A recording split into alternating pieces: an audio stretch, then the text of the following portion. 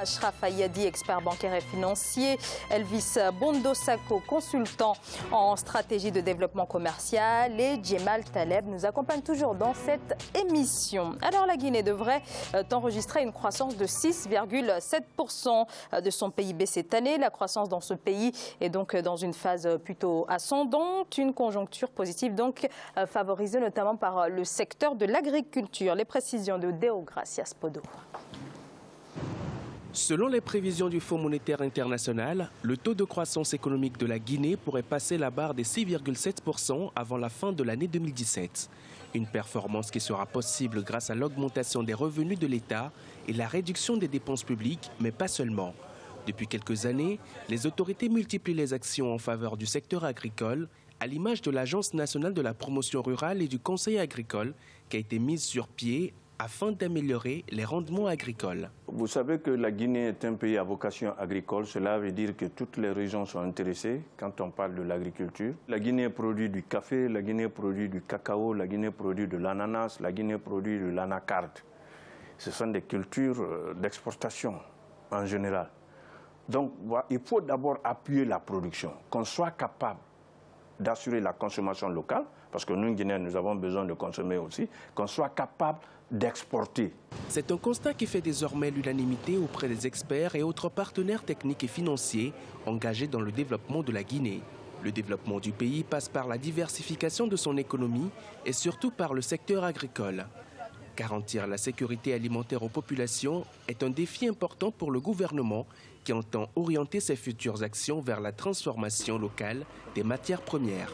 La stratégie de transformation, c'est d'abord développer la production. Vous avez vu, si je vous cite un peu le nombre, le niveau d'importation des équipements, le niveau d'importation des intrants, vous verrez qu'il y a quand même une avancée dans ce cadre. Il va sans dire que la Guinée ne cache plus ses ambitions de croissance, pour la plupart axées sur le développement du secteur agricole. Des objectifs aujourd'hui partagés par la communauté internationale. L'Organisation des Nations Unies pour l'alimentation et l'agriculture estime qu'avec ses 600 millions d'hectares de terres arables non cultivées, soit à peu près 60% de l'ensemble des surfaces mondiales, le continent africain représente l'un des plus grands pôles de croissance au niveau mondial. 80. Alors après les années 2014 et 2015, très difficile pour la Guinée, ce pays ne pouvait pas rêver mieux, Ashraf Ayadi? Moi, ce que je note de manière extrêmement factuelle, c'est que contrairement au rapport des perspectives économiques en Afrique établi par la BAD, l'OCDE, le PNUD en 2017, le taux de croissance qui sera enregistré est largement supérieur aux prévisions. Il est même plus d'un point supérieur aux prévisions.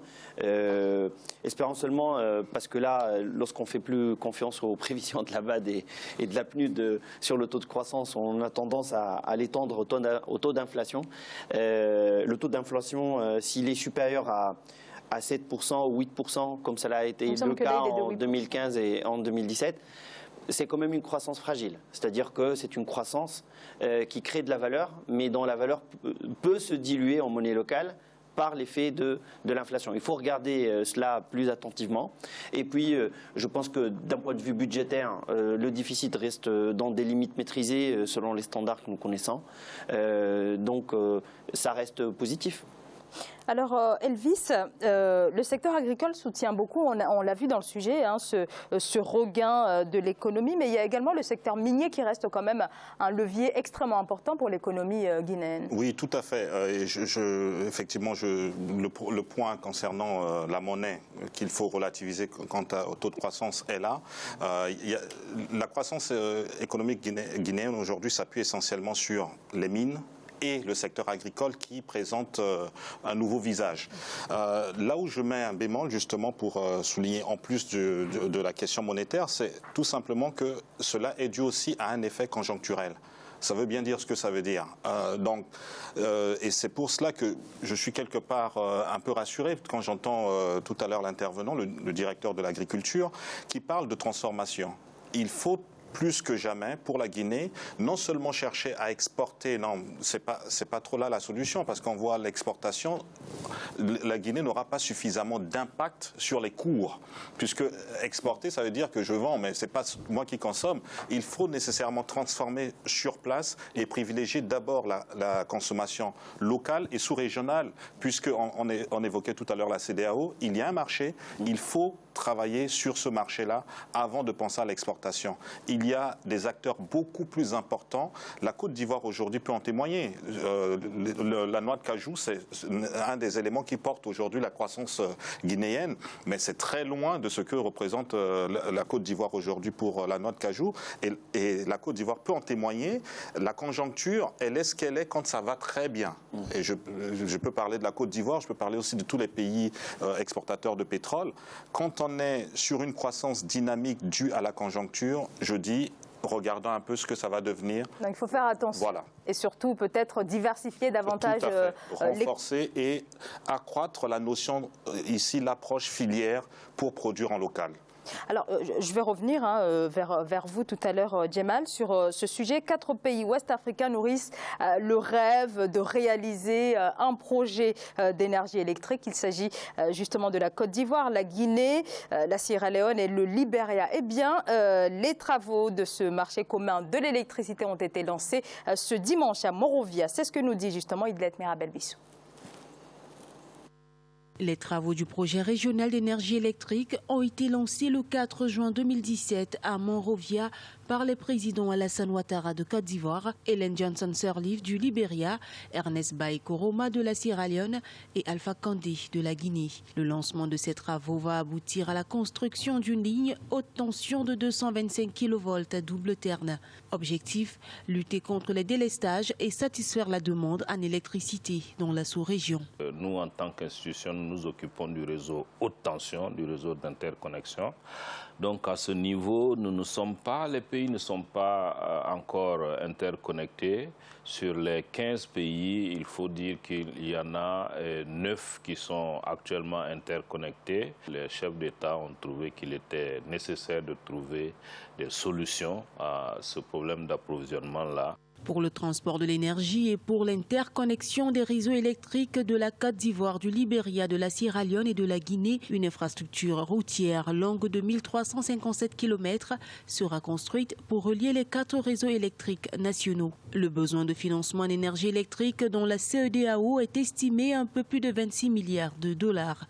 À long terme, les infrastructures réalisées vont permettre d'interconnecter l'ensemble des 14 pays continentaux de la région. L'ensemble des moyens de production de la CEDEAO pourront être utilisés par l'ensemble des populations de la CEDEAO, sous réserve bien sûr de la mise en œuvre des différents contrats qu'il faut et donc du marché de l'énergie électrique.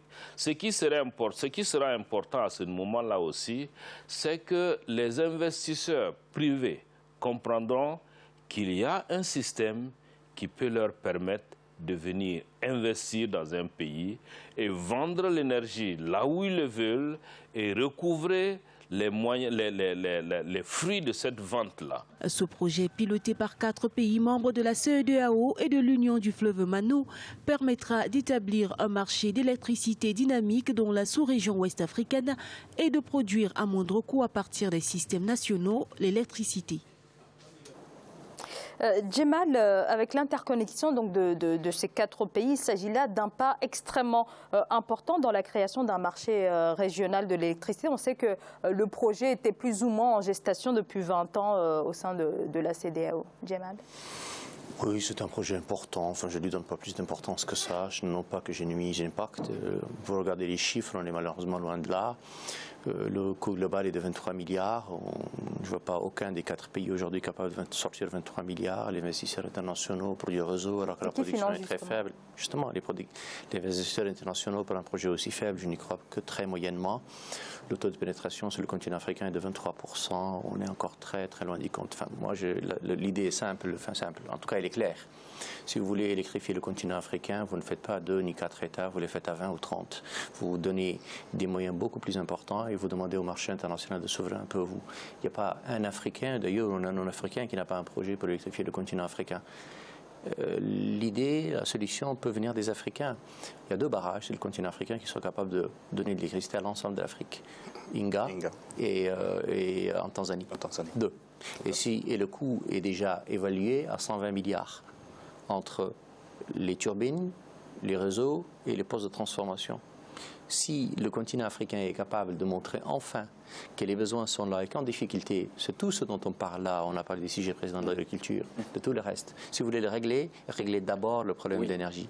La source de tout développement, la source de tout progrès économique, c'est d'abord l'énergie. Et pardon, nous sommes le continent qui a des solutions énergétiques probablement parmi les plus faciles. Absolument. Nous avons un cours d'eau qui est incroyable.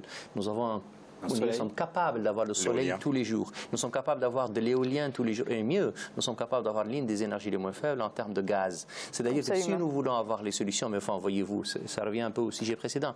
Il n'y a aucun pays minier en Afrique. Il y a des pays qui vendent des mines. Il n'y a pas aucun pays pétrolier. Il y a un pays qui extrait du pétrole et qui le vend. Il n'y a même pas de projet sérieux capable d'avoir de la valeur ajoutée. Et donc, si demain, mais je dis bien demain, je parle des chefs d'État africains, c'est tellement facile de leur taper dessus. C'est une responsabilité collective qui nous revient tous. Et ce travail-là, il nous concerne à peu près tous. C'est un travail colossal. Mais alors justement, mais vraiment, en quelques secondes. J'ai noté les ambitions, mais je pense qu'en termes de mise en œuvre, sommes-nous véritablement prêts, entre Africains, de mener des projets aussi pharaoniques que de partager l'électricité qui est produite en Tanzanie ou... Je pense qu'on n'a pas le choix. Je pense qu'on n'a pas le choix, mais les solutions de mise en œuvre, mener ces projets d'infrastructures gigantesques, multi-pays, c'est un véritable défi. Je vais vous donner un exemple simple. Inga, et j'en aurais fini, Inga, il produit aujourd'hui 4800 MW. 2800 MW sont financés et produits par qui? Pour l'Afrique du Sud.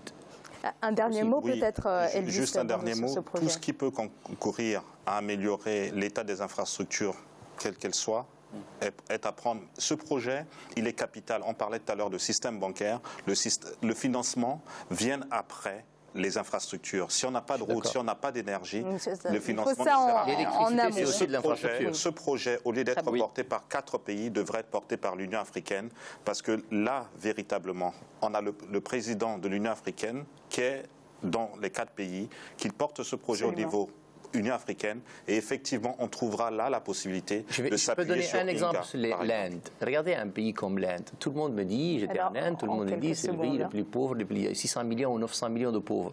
Mais c'est le pays dont les bases sont saines. C'est-à-dire qu'en termes d'infrastructure, y compris en termes d'électricité, c'est un pays qui est en train de régler le problème. La misère et la pauvreté, ils s'y attaquent aussi. Mais, pardon, vous mettez les bases d'abord, vous trouvez les solutions après. On en rediscutera, bien sûr, tout au long de la semaine. C'est la fin de l'Africa Newsroom. Rendez-vous demain. Et notre dossier du jour sera cette fois consacré aux enjeux de la transition digitale dans le système bancaire, bien entendu, de l'Afrique. Je vous remercie, Achraf Ayadi, pour votre expertise tout au long de cette émission. Merci à vous également, Elvis Bondo Sakpo, pour votre éclairage. Et puis Djemal Taleb, merci d'avoir été là, d'avoir répondu présent. Merci à vous. Et merci à vous également de nous avoir suivis. À très bientôt dans l'Africa News.